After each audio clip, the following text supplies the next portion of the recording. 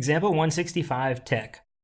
Find the S squared for the following data and state the largest deviation we would expect between any of the actual data points and our least squared line. So we're looking for that estimator of the common variance for the error term, right? So we're trying to find out what that variance is. And basically we have this accompanying Minitab output that will help us find that easily. All right, before we go down and take a look at that output, let's just describe what the data is dealing with.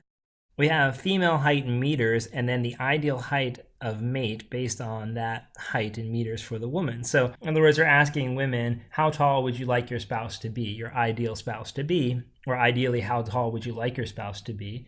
And the women are answering. And so basically the problem is asking or looking at, is there a relationship between the height of the female and the ideal height of her mate? So in other words, would tall women generally prefer a taller man? Would short women prefer a taller man, but not one that's super tall because maybe they don't want the man to be too much taller than they are? So the general idea is there a positive correlation or a positive relationship between the woman's actual height in meters and the height that she would say would be ideal for her spouse?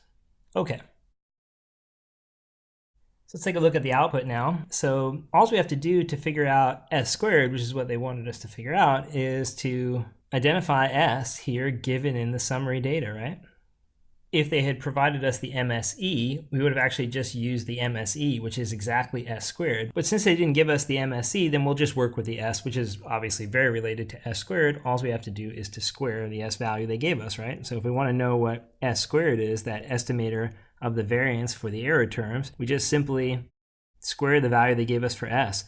So we're going to do 0.0282013 quantity squared. And so the answer for S will be approximately 0.0282013 quantity squared. And when we square that, we get this answer in scientific notation. This E just means 10 to the negative 4 in this case. So we're going to move the decimal place over 4 units to the left because that's negative, right? So we're going to go to the left. So we're going to go 1, 2, 3, 4 to the left, or in other words, we'll have 3 zeros before we have 795, basically. So our answer will become 0.000795. And that's the answer we get for the estimator of the variance for the error terms. So we just took it from here and went 1, 2, 3, 4, and then we got the answer 0.000795.